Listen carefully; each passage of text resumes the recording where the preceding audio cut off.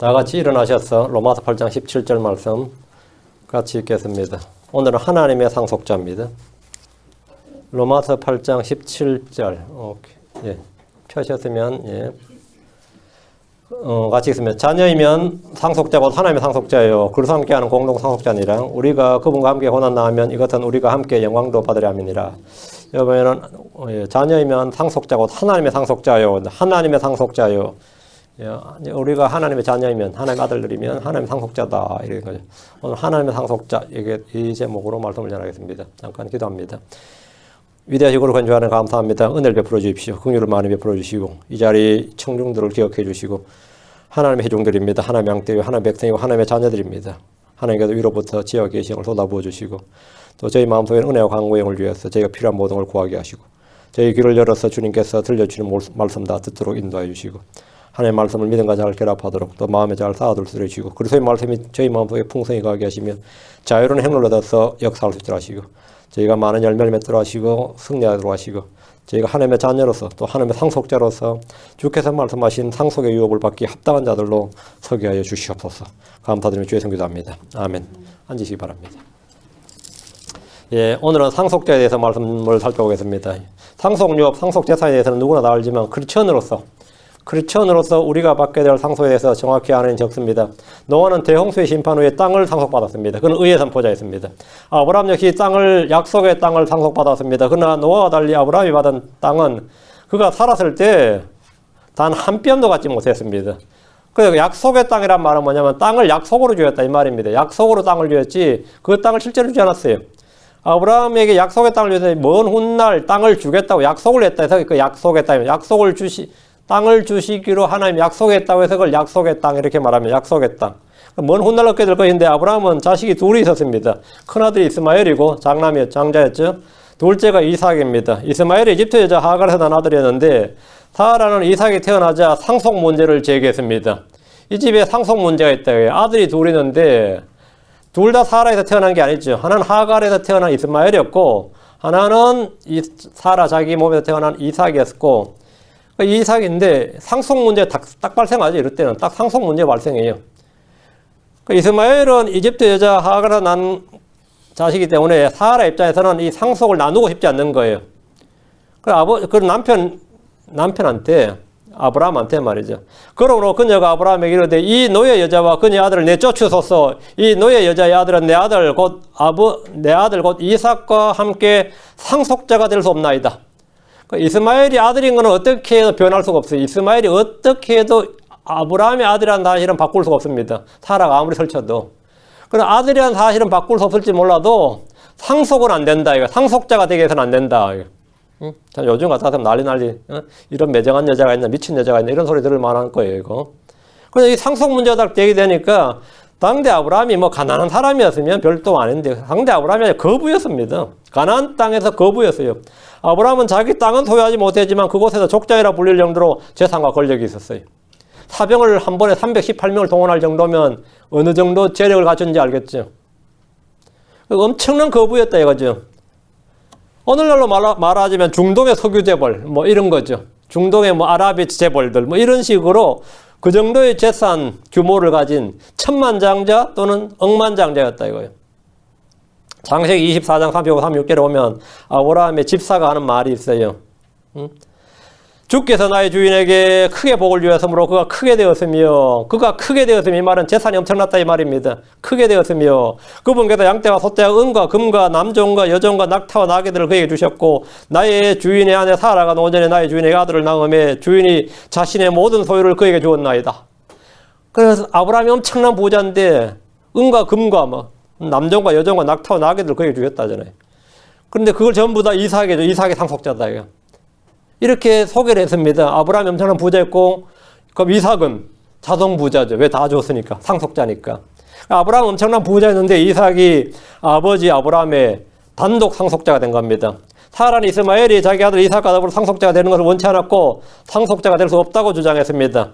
갈라디아 4장 30절에 그럼에도 불구하고 성경 기록이 뭐라 말하느냐 노예 여자와 그녀의 아들 내쫓으라. 노예 여자의 아들은 자유로운 여자의 아들과 함께 상속자가 되지 못하리라. 뭐가 되지 못한다고요? 상속자가 되지 못하리라. 오늘날 같았으면 법정에서 상속 분쟁이 일어날 만한 문제였지만 아브라함은 사라의 말에 따라 하갈과 이스마엘을 내보냄으로써 상속 문제를 깨끗하게 해결했습니다. 아브라함 입장에서는 이스마엘도 자기 아들이고 이삭도 자기 아들입니다. 그런데 이스마엘은 아버지 아브라함으로부터 아무런 상속을 받지 못했습니다. 아브라함이 이 문제로 고민할 때 하나님께서는 사라의 말대로 상속자는 이삭이다. 네 자식은 이스마엘이 맞는데 이스마엘이 네 자식이 맞는데 네 상속자는 아니다. 이렇게 자식이라고 다 상속자가 아닌 거예요. 이스마엘은 아무런 상속을 받지 못했단 말입니다. 그럼 아들이면서도 상속을 받지 못한다는 것인데 못하는 경우가 있다는 건데 어떤 경우입니까? 이스마엘 같이 약속이 아닌 육신에 따른 자녀들은 상속이 없습니다. 아브라함의 아들이라는 이 육신의 혈통과 지위가 상속을 보장하지 않습니다. 이삭은 쌍둥이 아들이 있었습니다. 상속은 에서가 아니라 야곱이 받았습니다. 에서는 장자였습니다. 그러나 그는 속된 자였습니다. 히브리서 12장 10절에 너희가 아는 바와 같이 그 뒤에 그가 복을 상속받고자 하였으되 거절당하였으니 상속받고자 원했어요. 그리고 자격도 있습니다. 장자니까. 그런데 거절당하였으니 그가 눈물을 흘리고 염려하며 뜻을 놓을 것을 구하였으나 그것을 찾지 못하였느니라. 이것은 성도들에게 교훈과 더불어 경고를 줍니다. 이스라엘이고 유대인으로 해서 모두가 상속을 받는 것이 아니란 말은 상속에 어떤 자격 요건이 있다. 자식이라고 다 상속받는 것이 아니다. 이 말이에요. 로마서 9장 7절 8절 또한 그들이 아브라함의 씨라고 해서 다 아이들 아니기 때문이라 오직 이삭 안에서 내 씨가 부름을 받으려 하였으니 곧 육체의 아이들인 자들 즉 이들이 하나님의 아이들이 아니요 오직 약속의 아이들이 그 씨로 여겨지느니라. 하나님께서 상속받게 될 하나님으로부터 상속받게 될 사람들은 약속의 자녀들이다. 혈과육은 하나님의 왕국을 상속받을 수 없습니다. 유대인의 혈통이다, 유대교로 개종했다, 율법을 지킨다 등등은 아무런 의미가 없습니다. 로마서 9장 27절 또한 이사야도 이스라엘에 관하여 여치 이르되 비록 이스라엘 자손의 수가 바다의 모래 같을지라도 남은 자만 구원을 받으리라. 남은 자만 구원을 받으리라 했어요. 남은 자만 구원을 받는다는 말대로 상속 역시 어떤 요건이 있습니다. 크리스천이면 하나님의 자녀고 상속자입니다. 그러나 어떤 사람은 크리스천이라 할지라도 하나님께 아무런 상속을 받지 못합니다. 어떤 경우에 상속을 받지 못하느냐? 고린도전서 6장 9절 10절입니다. 고린도전서 6장 9절 10절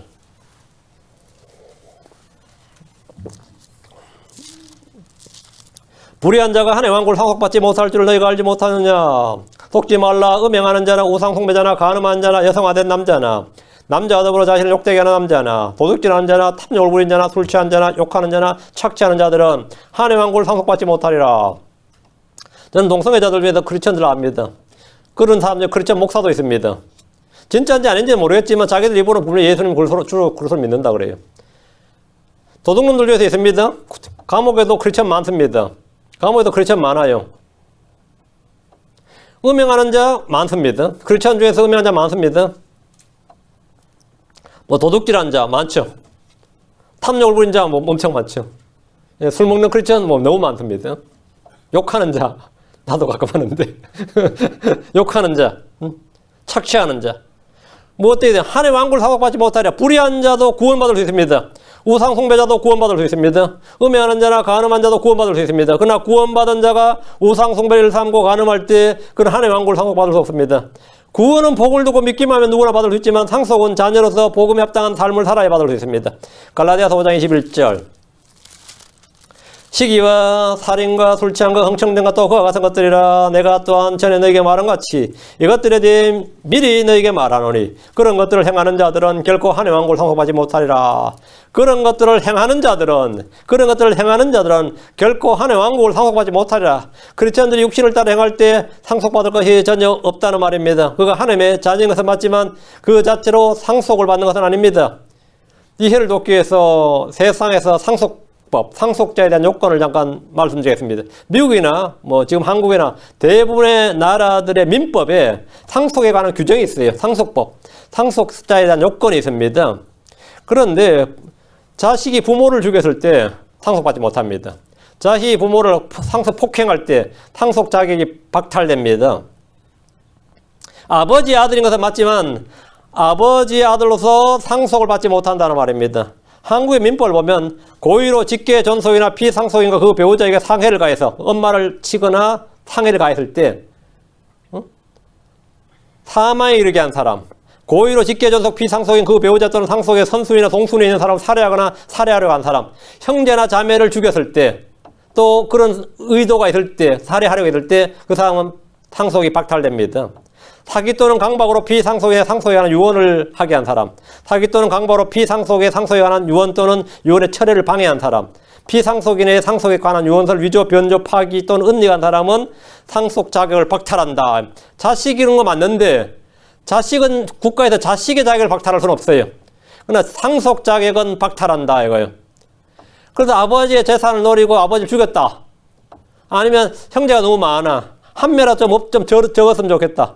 그랬을 때는 그 사람은 상속을 해줘도 국가에서 그걸 빼앗습니다. 세금 다 빼앗어요. 100% 다 빼앗습니다. 상속 자격 자체가 박탈해요. 간단한 예를 들어서 연락이 끊어진 형제가 있는데 집을 나고 사람이 소식이 없어요. 부모한테 왜 죽을 땐 소식이 없냐 그러니까 죽은 것 같아요. 그 실종신고를 하고 자기 소식을 알면서 실종신고 해버렸어요. 그럼 그 사람은 상속 자격을 박탈됩니다. 자격 박탈돼요. 아들의 자격이 박탈되는 것이 아니라 상속자의 자격이 박탈됩니다. 내가 더 받기 위해서 이 상속자에게 거짓말하는 거죠. 그것도 상속 자격 박탈이에요. 크리스천으로서 구원과 상속은 구분이 됩니다. 그러니까 구원에서 박탈은 아닙니다. 하나님의 자녀로서 박탈, 그건 아니에요. 그러나 하나님께서 당연히 하나님의 명령에 따라서 이렇게 한 사람들은 당연히 상속은 박탈입니다. 구원과 상속은 구분이 된다. 에베소 5장 5절. 너희가 이것을 알거니와 음행을 삼는 자나 부정한 자나 탐욕을 부린 자고 우상 숭배자는 결코 그리스도와 하나님의 왕국에서 아무 상속 유업도 받지 못하느니라. 아무 상속 유업도 받지 못하느니라. 많이들이 이 둘을 구분하지 못함으로써 구원을 오해하는 경우가 많습니다. 구원을 잃어버린 것과 상속을 잃어버린 것을 오해하는 거지. 이스라엘이 출애굽했을 때 가나안 땅에 들어가 땅을 나누었는데 그것은 유산 분배였습니다. 하나님께서 아브라함에게 주신 약속의 땅을 그들이 후세가 나눈 거죠. 그러니까 유산을 분배한 거라고요. 하나님께서 아브라함이 주신 땅인데 그 후대가 이제 이건 누구 땅이에요? 하나님께서 아브라함이 주신 땅이죠. 우리가 그 후손이 어떻게 되죠? 들어왔어요. 그러니까 땅을 나눈 건 유산 상속입니다. 그래서 가나안 땅을 상속 유업의 땅 그렇게 말합니다. 약속의 상속으로 받은 땅을 나눴대. 그래서 상속 유업, 그 유산을 분배한 거예요. 하나님 지파별로 땅을 나누겠고 각 지파는 자기 땅을 분배받았습니다. 한마디로 상속을 분배받은 겁니다. 이스라엘 육계 받은 또 하나의 상속은 율법입니다. 신명기 33장 4절에 모세가 우리에게 율법을 명령하였으니 곧 야곱의 회중이 받은 상속재산이로다. 율법은 주께서 그들이 주신 귀한 상속재산으로 결코 버려서는 안 됩니다. 이스라엘의 가장 큰 상속재산은 주 하나님 자신입니다. 시편 16편 5절, 시편 16편 5절에 주께서 나의 상속유업과 나의 자네 몫이오니 주께서 나의 몫을 지키시나이다. 이스라엘 지사에서 유일하게 하나님을 자신의 주로 소유한 백성입니다. 주께서 그들의 보살이고 상속재산이었습니다. 이스라엘 사람이라면 공통적으로 받은 세 가지 상속이 하나님과 율법과 땅이었습니다. 이 세 가지를 받았는데 이것은 그들에겐 가장 귀한 재산이에요. 가장 귀한 자산이었습니다. 그럼 우리는 크리스천들입니다. 크리스천들 중에서 뭘 받았어요? 하나님과 율법과 약속의 땅은 이스라엘이 받았어요. 내가 예수 믿는다고 교회에서 땅 줘요? 어? 부연합 파악은 네가 가져라 그러면 좋겠지만 땅을 주냐고 한 평도 받은 적이 없다. 이건. 아무도 안 줍니다. 그럴 때 우리가 율법을 주냐? 그것도 아니죠. 크리스천들은 상속과 우리는 어떤 상속을 받느냐예요. 우리는 하나님의 아들들이 되는 권능을 얻었습니다. 우리는 그분의 신성한 성품과 권능에 참여자가 되었습니다. 우리는 하늘에 속한 영적인 복으로 복을 받았습니다. 우리는 하늘에 마련된 상속 유업을 받도록 정해진 자들입니다. 땅과 관련 없습니다. 하늘과 관련했습니다. 베드로전서 1장 4절.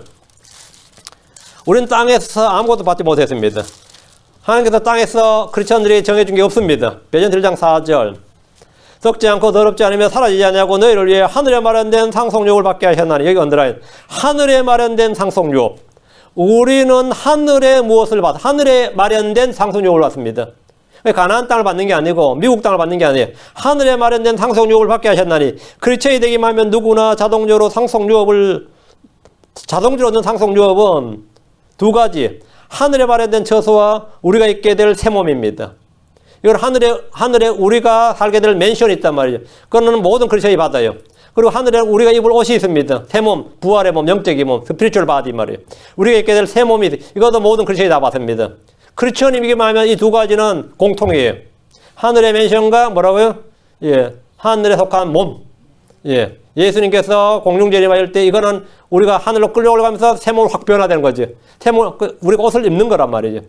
이것은 하늘에 마련된 상속유업으로 모든 크리스천들에게 주어지는 겁니다. 우리가 죽으면 영과 혼이 셋째 하늘에 가는 것도 공통입니다. 여러분, 지금 우리가 죽으면 어떻게 될 것 같습니까? 지금 우리가 죽으면. 이 땅에서 죽으면 어떻게 될 것 같아요? 물론 장의사 부르겠지. 의사 부르고, 뭐, 죽었던 사망 진화 쓰고, 다음엔 장의사 부르겠죠. 죽는 순간 즉시 주가 계신 셋째 하늘로 올라갑니다. 장의사 부르는 일은 남아서 살아있는 사람이 할 일이고, 그렇죠? 그 죽은 사람은 몸이 죽는 순간 혼이 셋째 하늘로 갑니다. 혼이 셋째 하늘로 가요. 예. 이거는 모두가 공통입니다. 누가복음 16장에 나오는 어떤 부자와 나사로 이야기했죠. 그 나사로가 어디 갔죠? 아브라함의 품으로 갔죠. 여러분, 그 일단 이상하지 않아요? 우리가 사람 죽으면 크리스천들 다 뭐라고 그러죠? 주의 품으로 간다 그러죠. 여러분 가족 누가 죽었는데 어디 갔냐 그러면 아브라함의 품으로 갔다 그래요. 주의 품으로 갔다, 하나님의 품으로 갔다 그러겠지. 누가 아브라함의 품으로 갔다. 그런 말씀은 사람 한 명도 없습니다. 그럼 우리가 돌았나 그러겠지. 구약에서 만약 누가 죽으면 어디 갔냐 그러면 하나님 품으로 갔습니다. 주의 품으로 갔습니다. 그런 사람은 또라이입니다. 다 아브라함의 품으로 갔다 그랬습니다. 구약에서 사람이 죽으면 하나님의 품으로 간다고 하지 않고 아브라함의 품으로 간다 그랬어요. 응? 주의 품으로 간다 그러면 그건 거의 신성모독 수준입니다. 왜 그런 것 같아요? 그 차이가 보입니까? 아마 여러분 우리 교회 말고 이 장로교회 어디가 교회 목사한테 물으면 목사가 별질문 다 하네 그러고 욕할 겁니다. 예, 답을 못할 겁니다. 아마 답을 못할 거예요. 구약 성도는 죽으면 누구나 아브라함의 품으로 간다고 하지 주의 품으로 간다고 하지 않습니다. 신약의 크리스천들은 누구나 죽으면 주의 품으로 간다고 그러지 아무도 아브라함의 품으로 간다고 하지 않습니다. 가는 곳이 다르기 때문입니다. 차이가 뭡니까? 구약과 신약의 차이입니다. 구약에서 죽은 사람들은 다 지하낙원, 아브라함의 품으로 가든지 아니면 지옥으로 가든지 둘 중에 하나입니다. 아브라함의 품으로. 그건 둘 다 땅 아래 지하에 있었어요. 신약에서 크리스천이 죽으면 하늘로 가든지 가짜면 물론 뭐 지옥으로 가겠죠. 셋째 하늘에 낙원으로 가든지 아니면 지옥으로 가든지 둘 중에 하나입니다. 크리스천들로서 우리는 땅에서 얻을 것이 아무것도 없습니다. 악인들의 예서 죄인들이 죽으면 불신자가 죽었다 그러면 지옥 갔어요. 말할 필요도 없습니다. 100%입니다. 지옥 갔는데 악인들은 심판의 대기 장소인 하데스로 간 거 아닙니다. 그저께 제가 장례 예배 갔더니 그 미친 목사가 이런 소리 해야 되더라고. 그래서 듣는데 완전 미칠 뻔했어요. 하데스로 지옥의 심판의 대기 장소인 하데스로 갔다 그런 건 없습니다. 지옥으로 가든지 지옥으로 간 거죠. 부자는 지옥으로 갔어요. 지옥으로 갔습니다. 낙원과 지옥의 중간 단계인 하데스로 간 게 아니라 지옥으로 갔어요. 지옥으로 갔습니다. 사람은 죽으면 하데스로 가는 게 아니라 지옥으로 갑니다. 신약에서는 셋째 하늘에 낙원으로 가든지 지옥으로 가든지 둘 중에 하나입니다. 크리스천으로 우리는 이 땅에서 아무런 얻을 것이 없습니다. 우리가 받을 모든 것은 다 저 하늘에 있습니다. 우리의 거처나 우리의 보물이나 우리의 소유나 우리의 애정이나 우리의 시민권이나 우리의 생활 방식 등 모든 것이 다 저 하늘에 있습니다. 우리가 갖고자 하는 모든 것이 다 저 하늘에 있어요. 하늘에 마련된 상속유업이래요. 하늘에 마련된 상속유업. 여러분 이 땅 어디에도 크리스천들에서 마련된 뭐가 없습니다. 여러분의 마련된 땅 한 평이 없다고요. 이 땅 어디에도. 어느 나라에 가도 크리스천들에 마련된 땅 한 평을 주님께 주신 적이 없습니다. 주와 함께 있다가 우리는 모두 다 저 하늘에 있는데 우리가 갖고자 하는 저 하늘에 있는데 저 하늘에서 주와 함께 있다가 주와 함께 이 땅에 내려오면 그날에 이 땅에서 왕가제사장으로 이 땅을 통치하게 됩니다. 이것이 바로 성도들이 받는 상속유업입니다. 크리스천의 지위와 신분 중에 하나가 하나님의 상속자입니다. 하나님의 아들들이 되는 권능을 받았던 것은 하나님의 것을 받을 수 있는 상속자의 신분이 된 겁니다. 로마서 8장 17절에 자녀이면 상속자고 하나님의 상속자요 그리스도와 함께하는 공동 상속자니라. 우리가 그분과 함께 고난당하면 이것은 우리가 함께 영광도 받으려 함이니라. 본문에 따르면 하나님의 자녀는 하나님의 상속자고 그리스도와 함께하는 공동 상속자입니다. 그리스도는 모든 것의 상속자로 정해진 분입니다. 히브리 1장 2절에 이 마지막 날들은 자신의 아들을 통하여 우리에게 말씀하셨으며 그분을 모든 것의 상속자로 정하시고 또 그분으로 말미암아 세상들을 만드셨느니라. 주님께서 그분을 모든 것의 상속자로 정하시고 모든 상속자. 예수님이 하나님의 상속자입니다. 크리스천이라면 그는 일단 뭐라고요? 상속자다. 그런데 예수님이 상속자라며요. 예수님이 다 받으면 나머지는 어떻게 되는 거예요? 그분과 공동 상속자가 된 겁니다. 그분과 공동 상속자라면 예수님이 받는 모든 상속에 우리가 참여자가 된다 이거예요.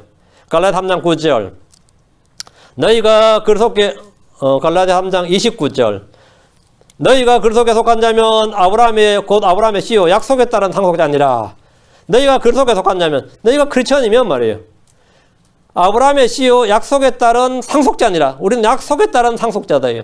크리스천이면 그는 일단 약속에 따른 상속자입니다. 갈라디아 4장 7절. 갈라디아서 4장 7절. 그러므로 내가 더 이상 종이 아니요 아들이니 아들이면 그리스도를 통한 하나님의 상속자 아니라. 하나님의 상속자 아니라. 그러니까 하나님의 상속자는 하나님의 것을 받는 상속자다 이 말이에요. 하나님의 소유, 하나님의 자산을 받는 상속자예요. 하나님 뭔가를 받는 거예요. 우리 이 땅에 돈이나 권력이나 명예나 무엇을 상속받도록 정해진 자들이 아닙니다. 정해진 자들이 아니에요. 그러나 우리는 하나님의 상속자들입니다. 이는 세상의 어떤 권력자나 부자의 상속자들보다 분명히 더 크고 낮습니다. 자, 그럼 우리가 어떤 상속자들인지 오늘 말씀을 살펴볼 겁니다. 크리스천들은 약속의 상속자들입니다.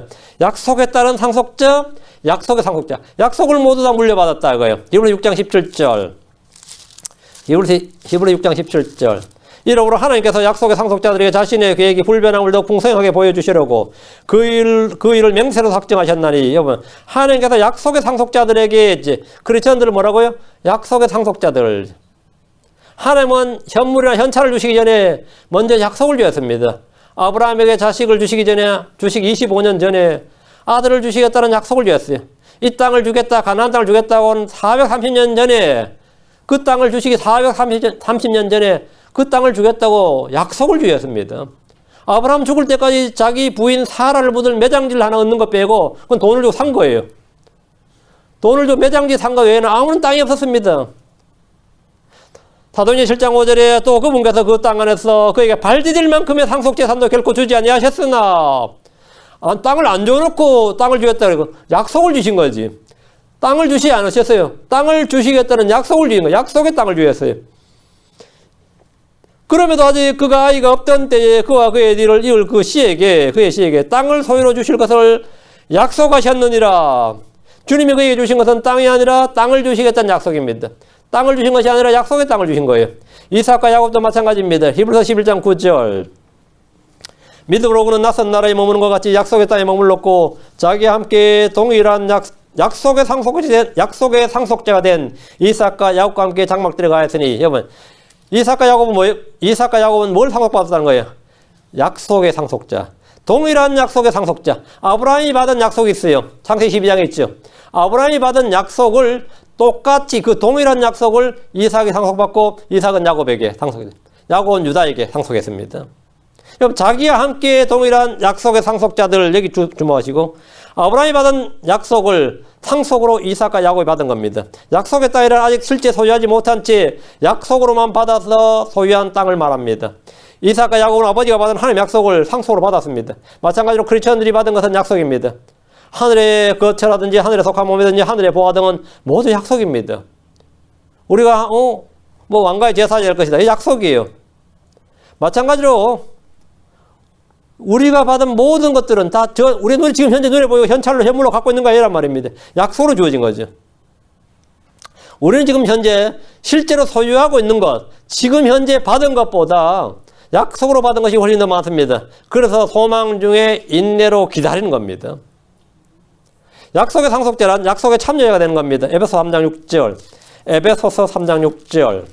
이 신비는 것 복으로 말미암아 이방인들이 그리스도 안에서 동료 상속자가 되고 같은 몸에 속하게 되며 그분의 약속에 참여하는 자가 된다는 것이라. 우리는 하나님의 약속에 참여하는 자가 되었습니다. 하나님의 약속과 나와 아무 상관이 없는 게 아니라 약속에 참여하는 자가 됐다. 이 약속에 참여자가 된다는 것은 그분이 한 약속이 우리에게 유효하게 되고 그 자체로 이미 유효하게 되고 그 약속을 받게 되었다는 겁니다. 거짓말하실 수 없는 하나님께서 하신 약속. 불변의 약속을 받으면 그 자체로 이미 소유한 것이라 다름없습니다. 여러분, 하나님 주신 약속을 소유하고 있습니까? 한 가지 약속이라 더 붙들고 있다면 더 많은 약속의 상속자가 되는 겁니다. 더 많은 약속의 참여자가 되는 겁니다. 하나님 이것을 나에게 약속하셨다요. 응? 난 그걸 가지고 있어요. 그럼 여러분 다 약속의 상속자고 약속의 참여자가 되는 겁니다. 둘째, 크리스천들은 구원의 상속자들입니다. 히브리서 1장 14절.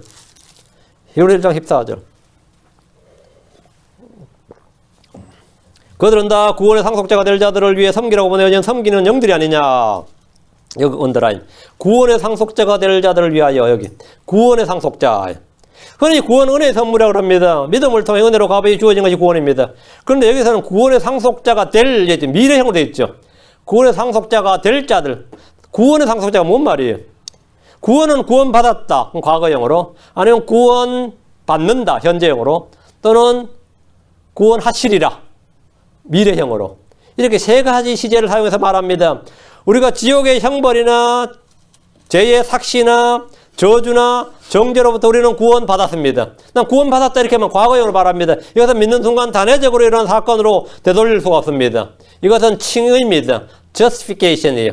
나는 지옥의 정죄, 지옥의 저주로부터, 그죠? 하나님의 저주, 하나님의 진노, 하나님의 정죄로부터 나는 구원받았다 이거예요. 절대 받을 일이, 이건 과거형이에요. 예수 믿는 순간 끝장난 일이라고.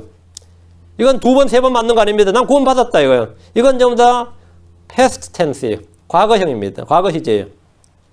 믿는 순간 단회적으로 일어나는 사건으로 아무도 되돌릴 수가 없습니다. 근데 나는 지금 구원을 받는다 이 말은, 난 구원받는다 말이 현재형으로 이 present tense로 말하면 지금 세상에서 죄의 권능이나 죄의 유혹이나 시험이나 마귀의 시험 이런 것들로부터 내가 지금 뭐라고요? 현재적으로 믿음으로 싸워서 이기는 과정입니다. 이건 지금 현재 죄의 권능으로부터 이 세상에 살다 보니까 내가 죄의 몸을 입고 살다 보니까 이 제약된 세상에 살다 보니까 계속해서 죄의 뭐가 있는데 이 죄의 권능으로부터 내가 죄의 종로를 하지 않고 싸워 이기는 거예요. 그런데 오늘도 내가 죄로 이겼다. 구원받는다. 이거. 죄로부터 구원받는다. 이건 현재적으로 믿음으로 싸워서 이기는 과정. 이건 크리스천의 순례 과정입니다. 성도의 삶에서 다양한 시험으로부터 우리는 구원을 받는다 이 말입니다. 이것은 지속적이고 현재적인 거예요. 성령으로 충만하지 않으면 시험에 떨어지고 실족하기도 합니다. 이것은 성화의 과정입니다. 이건 sanctification이에요. 이건 구원받는다. 이거. 구원을 받을 것이다. 뭐 구원을 받을 것이다. 이거 이 미래형으로 말한 것은 죄의 존재 자체로부터 죄의 존재, 마귀의 존재 자체로부터 내 안에 육신의 정욕이 없고 내 속에 죄의 법이 없고 죄의 욕망도 죄의 소망도 없고 이 세상에 마귀도 없고 죄도 없고 죄 자체가 없는 그럼 시험 받을 게 있어요 없어요? 없지. 이건 뭐죠? 이건 하늘에 가서 있는 거지. 이건 glorification이에요. 이거는 영화롭게 되는 겁니다. 이건 영광입니다. 그러니까 justification, sanctification, glorification. justification은 믿는 순간 받았어요. 과거형이에요. 난 받았다 이거. 난 지옥 갈 일 없다 이거예요. 난 주님의 정죄나 진노 받을 일 없다 이거. 끝났어 이거는. 난 지금 현재 믿음으로 싸워서 항상 죄로부터 구원받는다. 오늘도 시험을 이겼다. 이건 현재형, 이건 성화의 과정입니다. 열매 맺는 과정이에요. 그러나 주님께서 오시면 우리는 새 몸을 입으면 영적의 몸을 입고 죄와 관련 없는 죄와 상관없이 말이에요. 이것은 뭐 글로리피케이션, 이건 영화의 과정, 영화로운 과정이에요. 이건 우리가 영화로운 몸을 입어야만 가능한 일입니다. 영화로운 몸을 입어야. 저 하늘에서 또는 천년왕국에서 우리는 죄의 존재 자체로부터 구원받게 될 겁니다. 이것은 영화로움입니다. 그렇다면 뭐냐? 본문에서 구원의 상속자란 말은 우리 몸에 관한 겁니다. 우리 몸에 관한 거예요.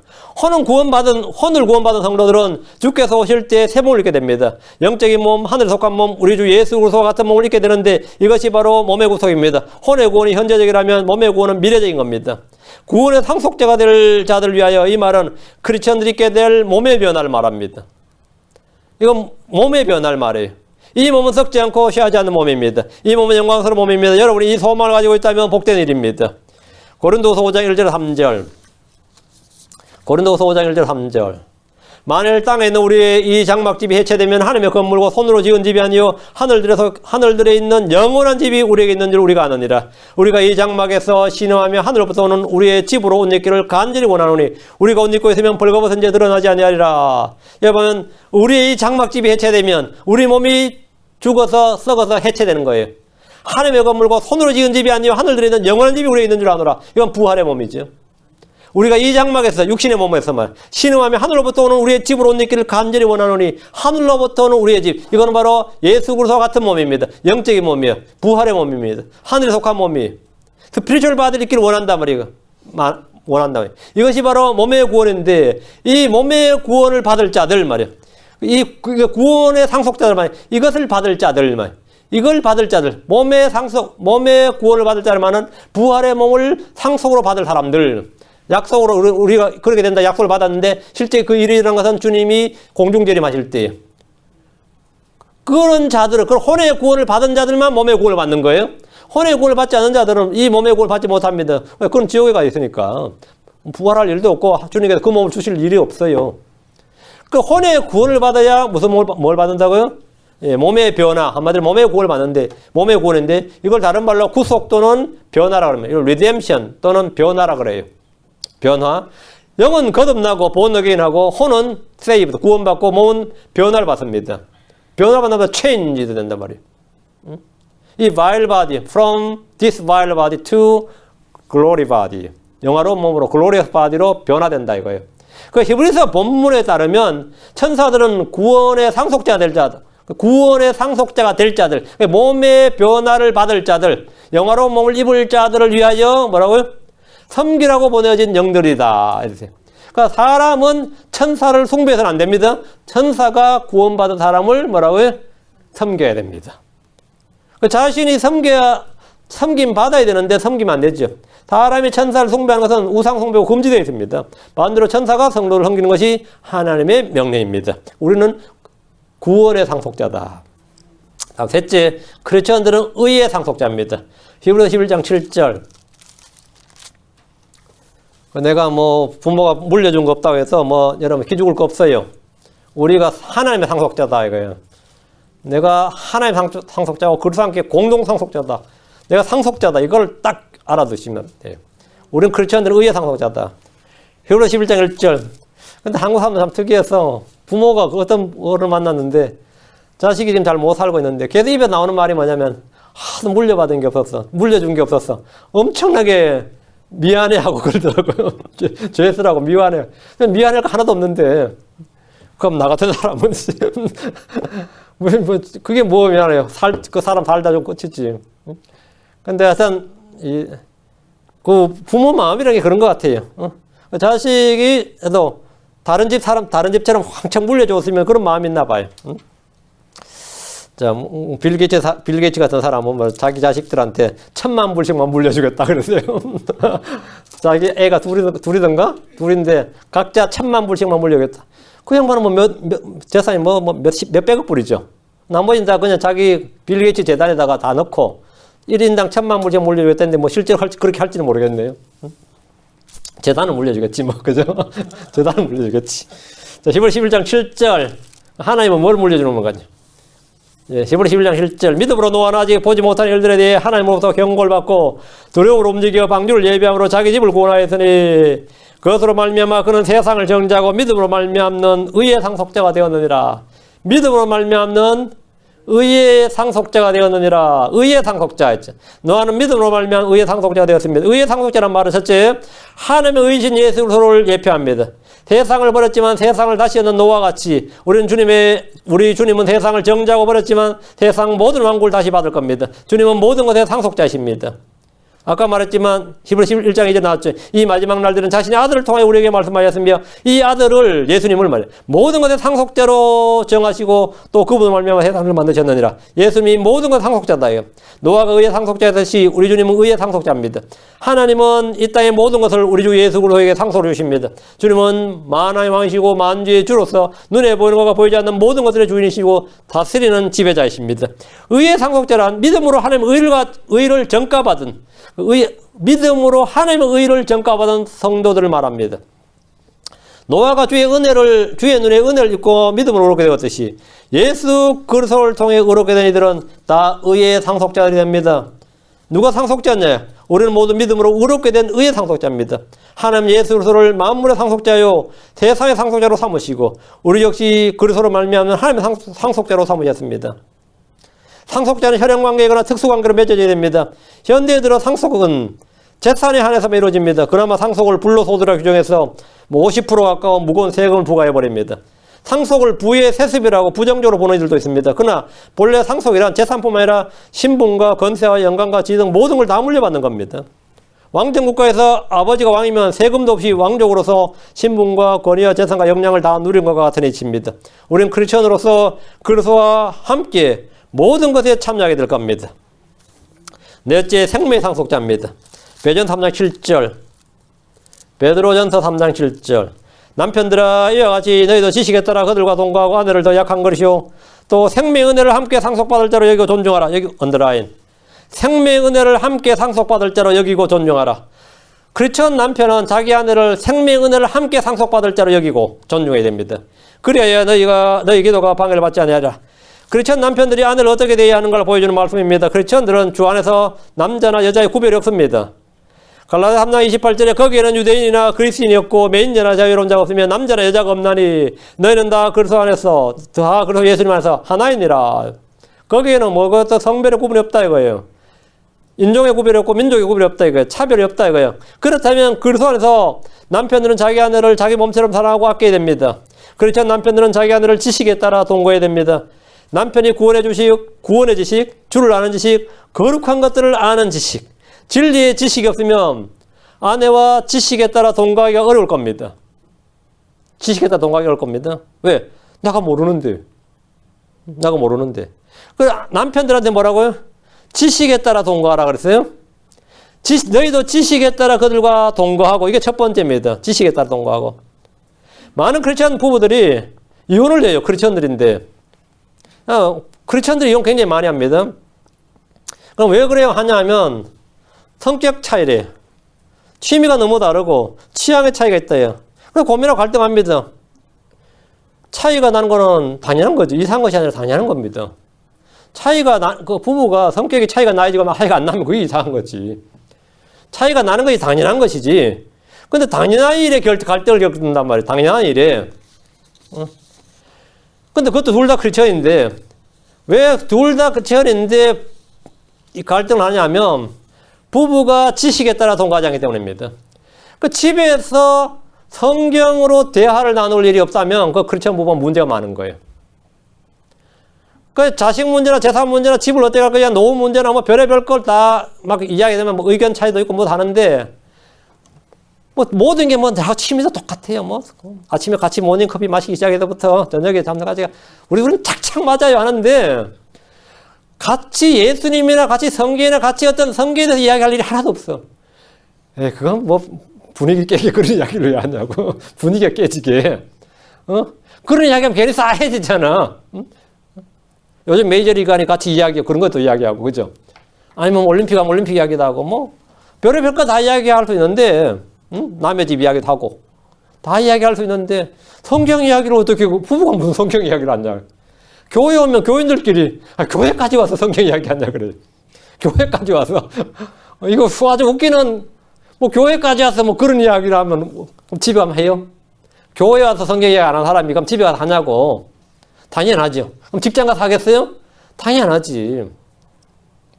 안 하겠지. 부부가 지식에 따라 동거를 하지 않습니다. 네. 둘이 말이 안 통하는데, 같은 교회를 다니는데 말이 안 통해. 같은 교회 다니는데. 말 통할 때는 같이 목사 까거나, 뭐, 누구 깔 때는 말 통해. 그때 물론 말 통해요. 누구 깔 때는, 뭐, 누구 씹을 때는 뭐, 착착 통하는데, 교회가 꼬라지라서 안 된다 그러고 할 때는 뭐, 그냥, 옮기자 그러면은, 그때는 잘 통해요. 그런데 이 지식에 따라 동거가 안 돼요. 크리스천 남편들은 자기 아내가 성경 가지고 이야기할 거리가 있어야 됩니다. 그리고 그게 뭐가, 이게 지식에 따라 동거가 가네. 그러면 성격차이나 취향차이 이런 것들은 그냥 싹 사라져요. 그건 전부 다 그냥 각자의 뭡니까? 그냥 차이일 뿐입니다. 그건 갈등의 요소가 아니라 차이일 뿐이에요. 그래서 성경으로 뭔가가 이야기가 서로 통하고 되면, 이게 서로 이야기 하루에 몇 10분에 20분에 뭐가 되면, 그건 간단해요. 간증을 서로 나눌 수 있을 정도가 사이가 되면 부부간에 문제 없어요. 크리스천 부부로는 문제 없어요. 최소한 크리스천 부부로서는 문제 없다고. 싸울 일 없다고. 실제로. 여러분 집에서 그래요, 안 그래요? 안 그래요? 집에서까지 뭐 성경 이야기하냐, 그죠? 뭐 집에서까지 뭐 부부 사이도 그런 이야기 하냐. 이래면 뭐 골치 아픈 거죠. 자, 크리스천들은, 일단 지식에 따라 동거해야 되고, 다음, 크리스천 남편들은 자기 아내를 더 약한 것으로 여겨야 됩니다. 내 마누라 뭐 백옥수면 힘이 내보다 더 세다. 영육간의 무게가 내보다 더 나간다. 뭐 이러면 어때요? 영적으로 보면 육적으로도 내보다 무게가 더 나간다. 이러면 황제는 좀 황당하긴 하지만 어떤 연약한 그릇으로 여겨야 된다. 자기 아내를 생명의 은혜를 함께 상속받을 자로 여기게 됩니다. 이 땅에서 크리스천 부부라면 저 하늘에서 그리스도 앞에서 받을 상속 중에서 절반이 아내 몫이라고 행하면 됩니다. 캘리포니아 법에는 이혼할 때 재산을 반반으로 나눕니다. 우리는 이 땅에서 주를 위해 일할 때 아내의 기도와 도움 없이는 아무 일도 제대로 할 수 없습니다. 남편들이 어떤 주를 위해서 일할 때 말이죠. 가정에서 아내의 적극적인 협조와 지원 없이는 아무것도 할 수 없습니다. 물론 여자는 불신자고 저희 집안도 그런 사람이 있어요. 남편은 엄청나게 교회에 매달 열심히 일하는데 자매가 아니지. 그 여자는 불신자예요. 늘 괴롭지. 늘 괴로운데 없는 교회 엄청 열심히 해요.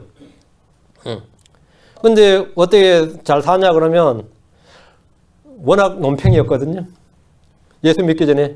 예수 믿고 나서 워낙 변해버리니까 마누라 그게 너무 좋아서 사는 거예요. 응? 근데 그 사람 맨날 그래요.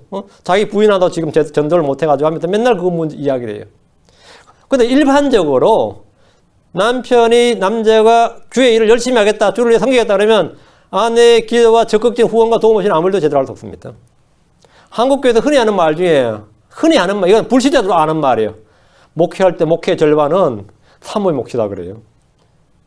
제가 목회한다 그럴 때, 목회하겠다 그러니까 그 바느질을 하던 어떤 그 후선집 아줌마가 야 여자 잘 만나야 되는데 그랬어요.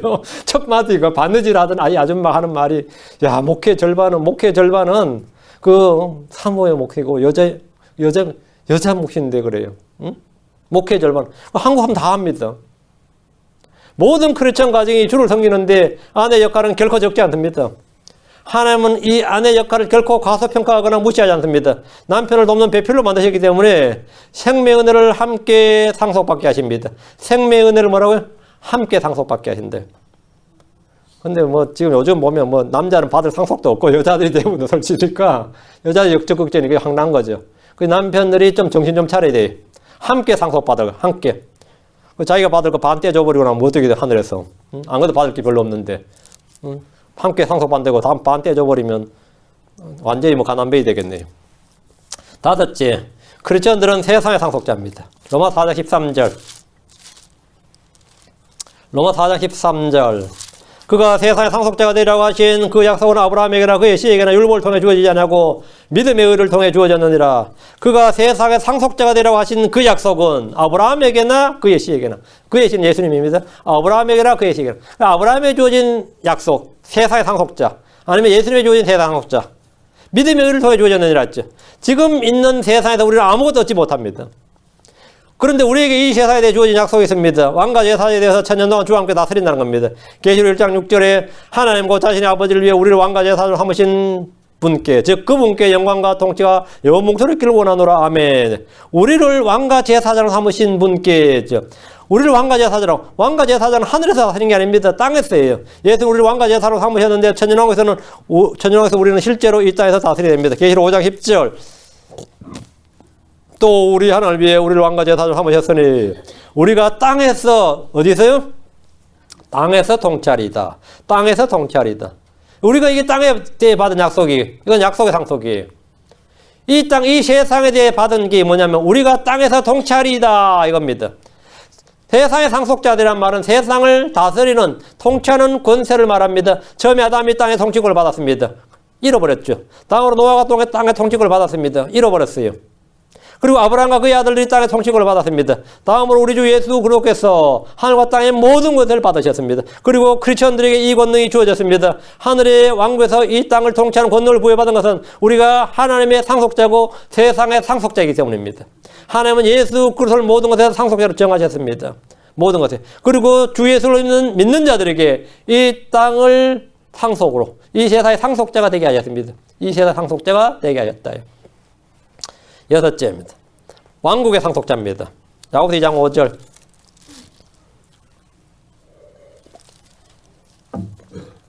야고보서 2장 5절. 내 사랑 형제들아 귀를 기울이라. 하나님께서 이 세상에 가난한 자들을 택하사 믿음에 부유하게 하시고 또 자신을 사랑하는 자들에게 약속하신 왕국의 상속자들로 삼지 아니하셨느냐. 왕국의 상속자, heirs of kingdom. 왕국의 상속자들로 삼지 않으셨느냐. 크리스천들은 지금 하나님의 왕국을 소유하고 있습니다. 앞으로 하늘의 왕국에서 왕과 제사장으로 통치할 겁니다. 왕국의 상속자들은 하늘의 왕국에 들어가는 자격을 얻는 자들입니다. 왕국의 상속자. 마태복음 25장 34절에 그때 왕이 자기 오른편에 있는 자들에게 이르되 오라 내 아버지께 복받은 자들아 너희는 세상의 창건 이후로 너희를 위하여 예비되는 왕국을 상속받으리라. 왕국을 상속받으리라. 하나님의 왕국을 소유한 사람만 하늘의 왕국을 상속받습니다. 이들은 하늘의 왕국에 들어가게 되는데 이것을 왕국을 상속받는다 그럽니다. 하늘의 왕국에 들어가지 못하는 자들은 마귀와 그의 천사들을 위해 예비된 불로 떨어지게 됩니다. 지옥불로 떨어지게 됩니다. 집내요는 마태복음 3장 10절에 이제 또한 도끼가 나무들의 뿔에 놓였으니 그러므로 좋은 열매를 맺지 아니하는 나무마다 짙게 불 속에 던져지느니라. 이들은 왕국을 상속받지 못한 자들입니다. 마태복음 13장 41절 42절. 예. 사람의 아들이 자기의 천사들을 보낼 것이요 그들이 실족해 하는 모든 것과 불법을 행하는 자들을 그의 왕국에서 모아다가 불타는 용광로 속에 던져 넣으리니 거기서 통곡하며 이를 갈미으리라. 이들은 역시 왕국을 상속받지 못한 겁니다. 구약에서 아브라함의 포로한 사람들을, 신약에서 구원받은 자들, 대환란 때 이긴 자들, 민족들의 심판 때 양으로 분류된 자들이 왕국의 상속자들입니다. 저와 여러분은 예수를 믿을 때 하늘의 왕국을 소유하게 됩니다. 그리고 혼이 몸을 떠날 때 하늘 왕국, 헤븐의 킹덤으로 갑니다. 그리고 새 몸을 입고 킹덤 오브 헤븐으로 내려와서 이 땅을 다스립니다. 이 세 가지 왕국을 잘 기억하셔야 됩니다. 예수를 믿을 때 뭐라고요? 킹덤 오브 갓이. 그건 우리 마음속에 있습니다. 킹덤 오브 갓 같습니다. 다음에 우리가 몸이 죽는 순간에 헤븐의 킹덤으로, 그거는 썰드 헤븐이 헤븐의 킹덤으로 갑니다. 그럼 주님과 함께 땅에서 내려올 때 킹덤 오브 헤븐이 여기 세워집니다. 거기서 우리가 통치합니다. 이 세 가지, 이건 뭐냐면 왕국의 상속자들. 우리는 이 세 가지 왕국을 다 소유하게 됩니다. 킹덤 오브 갓, 헤븐의 킹덤, 킹덤 오브 헤븐, 이렇게 이 세 가지를 소유하게 됩니다. 일곱째, 우리는 모두 하나님의 상속자입니다. 로마서 8장 17절. 하나님의 상속자, 하나님을 소유한다 이 말입니다. 하나님의 상속자라는 말은 하나님이 우리에게 상속을 주신다 이것도 있고, 하나는 하나님을 소유한다. 하나님의 상속자예요. 로마서 8장 17절. 자녀이면 상속자고 하나님의 상속자요 그리스도와 함께하는 공동 상속자 아니라 우리가 그분과 함께 고난다 하면 이것은 우리가 함께 영광도 받으려 함이니라. 영광을 받는다는 것은 상급과 보상, 상속을 받는다는 말입니다. 요건은 우리가 그분과 함께 고난당하면, 우리가 함께 그분과 함께 이건 if 조건이에요. 우리가 그리스도와 함께 통치하려면 그분과 함께 고난을 받아야 됩니다. 고난이 없는 영광이란 없습니다. 디모데후서 4장 12절에 우리가 고난을 당하면 또한 그분과 함께 통치하리라. 고난을 당하면 뭐 한다고요? 구원받는다가 아니에요. 구원받은 사람이 그리스도를 위해서 의를 위해서 고난을 당하면 또한 그분과 함께 뭐한다? 통치하리라. 우리가 그분을 부인하면 그분도 우리를 부인하시리라. 우리가 그분을 부인하면, 우리가 고난받기를 거절하고 우리가 주를 위해 사는 걸 거부하면 말이죠. 난 구원받은 사람이에요. 난 그렇게 못 살겠다 그러면 그분도 우리를 부인하시리라. 네 구원 못 받아. 구원 취소, 그건 아닙니다. 우리를 부인하지 말은 뭐라고요? 그분과 함께 통치하리라. 이거 통치를 함께 통치하리라. 공동상속자에서 제외된다 이거예요. 상속을 주는 걸 거부한다 이 말입니다. 주목하셔야 됩니다. 그분도 우리를 부인하시리라. 이걸 또 구원에 떼가지고 구원 잃어버릴 수 있네 이러면 안 됩니다.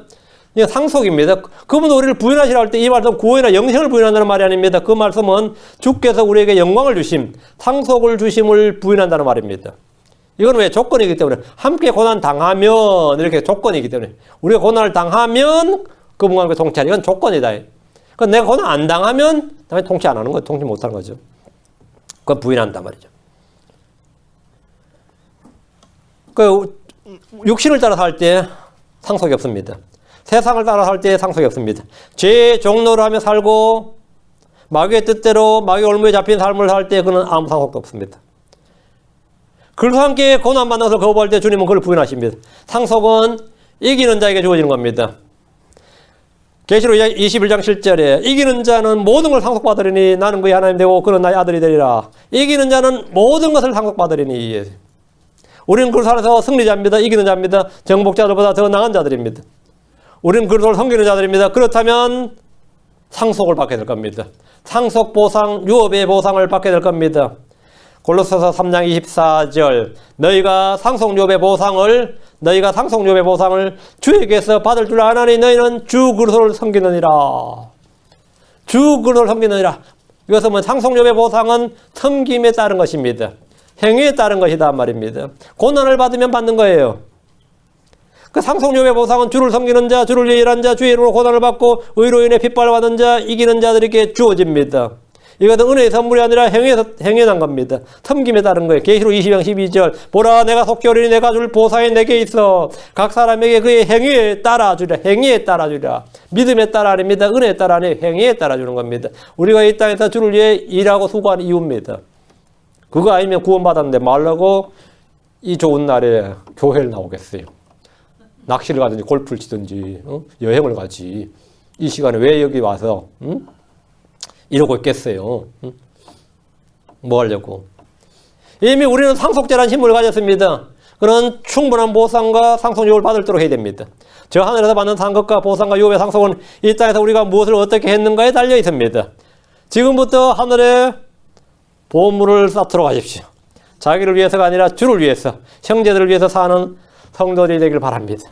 내가 더 이상 자기 배를 섬기지 않고 자기를 위해서 살지 않고 이제 뭐 내 남은 생에 얼마나 더 살겠다고 그런 말 하죠. 내가 뭐 내 영화를 위해 살겠다고 얼마나 더 살겠다고. 그러니까 주를 위해 사세요. 그러니까 나 뭐 살면 얼마나 더 살겠어요. 그 주를 위해 살라고요. 히브리 6장 10절에 하나님 불의하지 아니하사 자신의 이름을 위해 너희가 보여준 너희 행위와 사랑의 수고고 너희가 성도를 섬겨온 것과 또 섬기고 있는 것을 잊지 아니하시느니라. 하나님 잊지 아니하십니다. 열에 한 모든 수고를 잊지 않습니다. 해 아래서 사람이 한 모든 수고가 헛되지만 주 안에서 한 수고는 결코 헛되지 않습니다. 해 아래서 한 사람들 모든 수고가 다 헛됩니다.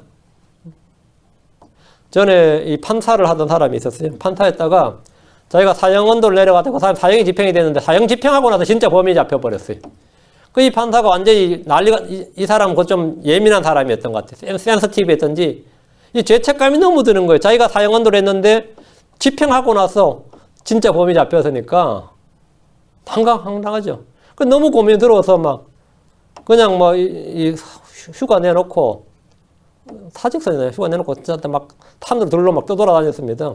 그러다 어느 중을 만났어요. 그래 어느 중을 만나서 그냥 스님이 되어버렸어요. 그 사람이 한국의 유명한 효봉 스님이라는 사람이에요. 근데 그때부터 이 사람이 좀 늦게 35인가 40, 그때쯤에 아마 그 사람이 출가해야 될 거예요. 얼마나 불경을 열심히 공부해가지고 한국 최고의 스님이 된 거죠. 최고의 스님이 됐죠. 그 평생을 그렇게 살다가 죽을 때 돼서 유언을 하게 됐는데 뭐라고 유언했을 것 같아요? 그 이제 죽으면서 옆에 비서들이 있을 거 아니에요. 제일 큰 스님이니까 한마디 말씀 좀 남겨달라고 하니까 죽는 숨이 끊어지는 순간까지 반복하는 말이 다 한 단어였어요. 무라 했습니다. 없을 무자예요. 무라 하면서 숨이 끊겼어요. 자신이 평생 한 모든 일이 뭐라고요? 얘는 헛됐다 이거. 그 전도서에 미리 말씀했어요. 해 아래서 한 모든 수가 뭐라고? 헛되고 헛되니. 근데 그거 성경에 나오는 말인데 헛되니 모든 것이 헛되다. 그 사람 3번 말이 4번 말인지 모르지만 성경에 4번 말했습니다. 무라, 저 솔로몬이 했어요. 무라 everything 무라. 모든 게 다 무다 이거예요. 다 nothing이다 이거. 다 vanity 이거. 다 vain이다 이거예요. 그러나 주 안에서 한 수고는 뭐라고요? 주 안에서 한 수고는 헛되지 않는 줄 너희가 아느니라. 헛되지 않는 줄 너희가 아느니라. 주님께서 잊지 않는다 이거예요. 너희 잊지 않는다.